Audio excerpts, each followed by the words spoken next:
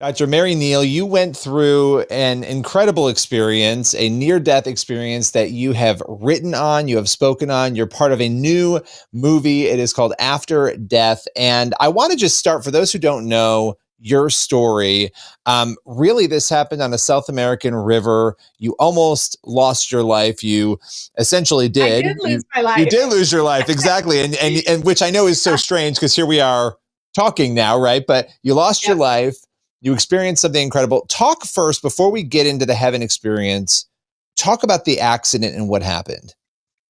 Well, in a nutshell, I mean, obviously, we don't have enough time to really go into it, but my husband and I are avid kayakers. We've kayaked for decades all around the country, internationally.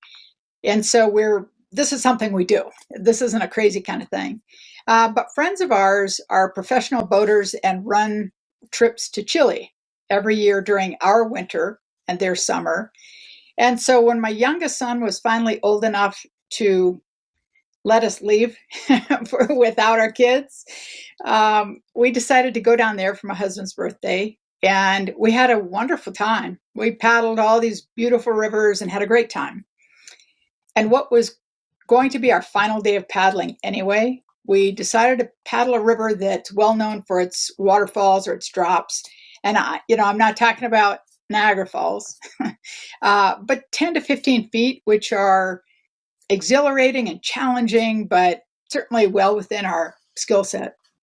And that day, actually, my husband did not go on the river with us. He woke up for the first and only time in his life with back pain. So he dropped us off, and then he was going to pick us up at the end. And so I went on the river with, again, these friends of ours that are professional boaters and a few other American clients. And when we came to the first more significant drop, another one of the clients sort of bobbled her way past me and kind of blocked the entrance to the channel we had selected to go over.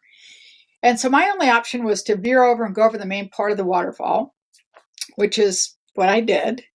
And when I crested it, I could see the bottom and see tremendous turbulence and flow. And, I knew it wasn't going to be pretty. But what I assumed would happen would be that I would hit the bottom and flip upside down and have to come out of my boat and kind of get tumbled around a little bit and then sort of spit out downstream, which is not a fun experience, but it is part of boating occasionally, and that's fine. But what happened instead is something I could never have dreamed up. I have to tell you that I had never actually thought about death before. In my medical practice and in my surgical training, I had certainly dealt with death, meaning death of patients, that sort of a thing. But at that point in my life, I had not personally lost anyone. I had not lost a grandparent or a parent or a sibling or a friend. I mean, I didn't know anything about death. And so, like most people, I think, I never thought about death until I had to. I had never thought about what would happen when I died. If someone had asked me, I'm sure I would have said, well, I think there's something more. I hope there's something more. I don't know. It's sort of this abstract concept that you say, well, I'll think about that someday, not this day. but Yeah. but I hit the bottom and the front of my boat became pinned or stuck in the rocks and the underwater features. And the boat and I were immediately submerged under 8 to 10 feet of water. And I am a spine surgeon, so I am very calm in high stress situations. And I didn't panic. People always ask, oh my gosh, did you panic? And no, I didn't panic.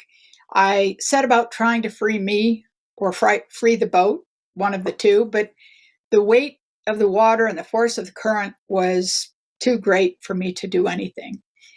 And I thought about my options, which of course were very few.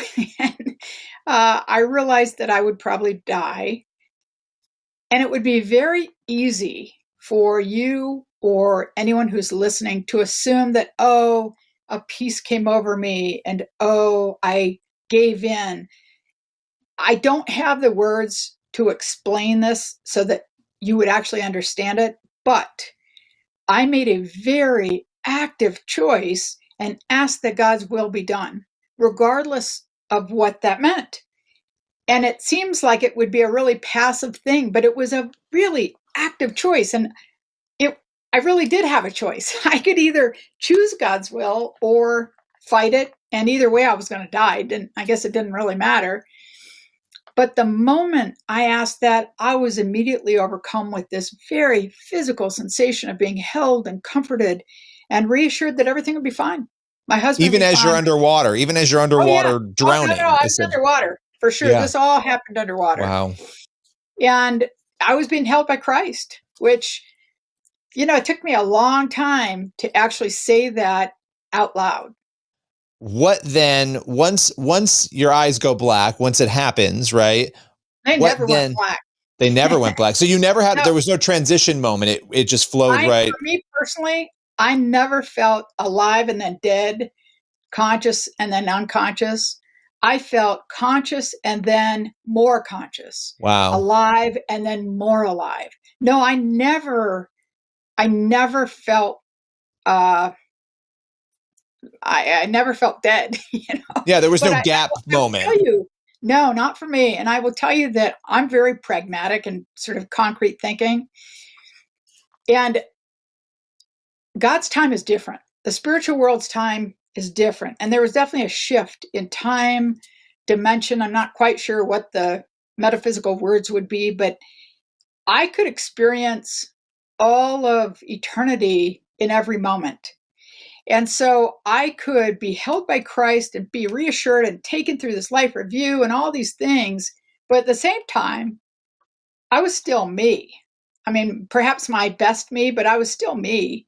And I had this little thought balloon off to the side thinking, wow, this is really strange. Wow, Did you know it was the afterlife? I mean, did you know in oh, those no. At moments? this point, I was thinking, like, this must be a hallucination. I must be hypoxic. And so I would do self assessment exams. I'd say, okay, wait a minute now. I must have an air pocket because I'm very good with time. I knew I'd been underwater too long to still be alive. So I thought, okay, I have an air pocket. So I would think about, okay, take a breath. Do you feel air? And I'd say, no, I feel like a manta ray. I feel like an ocean creature. I felt glorious, actually. And it was water, but I could still feel the plastic of my boat. I could feel the weight of the water. I could feel the current slowly pulling my boat out, my body out of the boat. I could feel my legs breaking as that happened. I mean, I could feel all these things with no pain, I might add. But at the same time, I could feel this intensity and purity of love and Christ's holding me and taking me through this life review and learning everything he taught me there. And then my spirit left my body. And I mean, it's truly a spirit. We leave. I mean, we all have these bodies here because that's part of this experience. But no, the real me, the essence, the spirit, the soul, whatever you want to call it, I don't care. I rose up and out of the river and just felt glorious is just not even the right word, but felt so glorious in this incredible lightness of being. And Wow. once I was above the river, it was like Jesus kind of like, I don't know, this sounds corny to say, but he just kind of released me to the heavens. And then I was greeted by this group again of, I don't know what, people, spirits, beings. Again, those words mean different things to different people. So I don't know what to call them, but I knew that they were people who had known me and loved me as long as I have existed. I knew that they were all people who were important in my life story. I didn't personally recognize them because, as I said, I didn't know anyone who had died. But let's say maybe it was a great grandparent who died before I was born, who knew me, knew of my existence, but I didn't know them. Someone So those tied to you, but you didn't know, right? So that's yeah, really interesting. yeah, no, and I absolutely know that the next time, unfortunately, there are plenty of people who will be there to greet me that I will recognize and I will know. And the beautiful thing is that when sometimes people say, well, I don't want to be reconnected with my father, because he was a jerk and I hate him and I never want to see him again. But one of the incredible things is that when we are reunited with people, it is with an absolute understanding of the history, the backstory, what the purpose of it all was. And we're reunited with an absolute purity of love. And so even people who you didn't like here on earth, I mean, it's purity of love. I'm convinced that where love is present, and specifically where God's love is present, there's just no room for any of those destructive emotions. It's sort of like, light and darkness. I mean, all you have to have is a little tiny bit of light, and darkness can't exist, because darkness isn't actually real. We talk about it, but it's not real. It's just the absence of light. And I'm convinced that all the destructive emotions that we feel, it's just an absence of love. Yeah, well, and you think about this experience that you have, and you've died in the water, you've gone to heaven, you're experiencing this, and you obviously come back, because here we are doing this interview I right did. I now. got kicked out. You got kicked out. What was it like for you to wake up from this? Right. And I know I'm Yeah, oversimplifying the journey you were on, but to wake yeah, up from this and realize that was not a hallucination, that was something you really yeah. experienced. Well, it was very difficult. And most people who come back from a near death or after death experience uh, have a period of time. Some people it's short, some people it's longer, but a period of time uh, of really a couple things. First of all, disbelief that they're back, and really depression. And then you sort of struggle with, okay, well, what does it all mean? Because having a near death or after death experience, or even any other really profound spiritual experience, is definitely a mixed bag. It's beautiful and wonderful and awesome, but it brings with it a real heaviness and weight of responsibility. And okay, now what do you do with it? And it definitely sets you apart. It's a very isolating sort of experience. Well, But especially then for for somebody me, like you. I mean, oh, you're a doctor, you're a person of right, science, right? yeah, And you were somebody who hadn't thought a lot about these things before, and right, suddenly how, how right. did how did that part of this change? Like, how did this experience change your faith walk? Let's go there, because Oh you have a God. very different view now than you did Oh yeah. then. I mean, I would have claimed ahead of time to be a Christian, but really, now when I look at it, it's like most people in this country and perhaps worldwide. I don't know. It's kind of a cultural Christian. Yeah. Like, okay, that's just kind of what I was. I happened to be born in the Midwest and we went to church. But that's not really being a Christian. That's a cultural Christian. You can be a cultural anything. Right. But I would say that currently, without any doubt, first of all, my number one identity is that I am a beloved child of God, period. Everything is secondary to that. I mean, believe me, I love being a wife. I love being a mother. All those two jobs are critically important to me. But the only thing that truly, truly matters is that I am a beloved child of God. And so my experience radically transformed my understanding of life and of death. It radically changed my understanding of what it means to be here. I mean, being on earth, being life is this incredible opportunity and incredible adventure. And we're not meant to be here and just waste it away, or be here and just talk all the time about, oh, I can hardly wait to get back to heaven.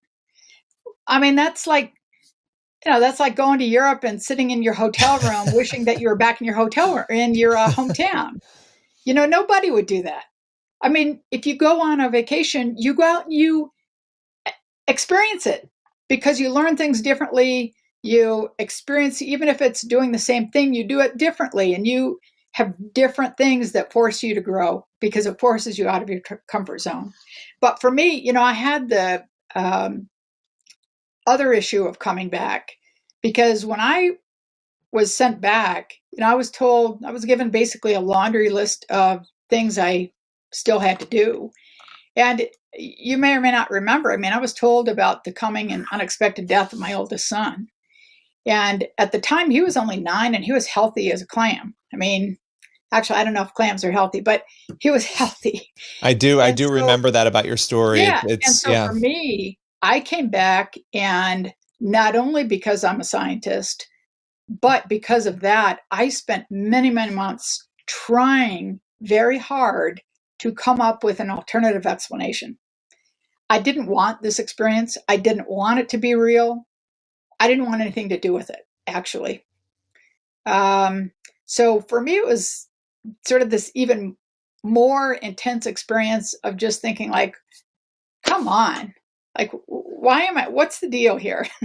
Why am Yeah. I stuck with this? And nothing on this list was anything that I wanted to do or felt qualified to do. I mean, everything, and that's kind of the way God calls us, right? You're never asked to do something that you feel like, oh, nice, that'll be great.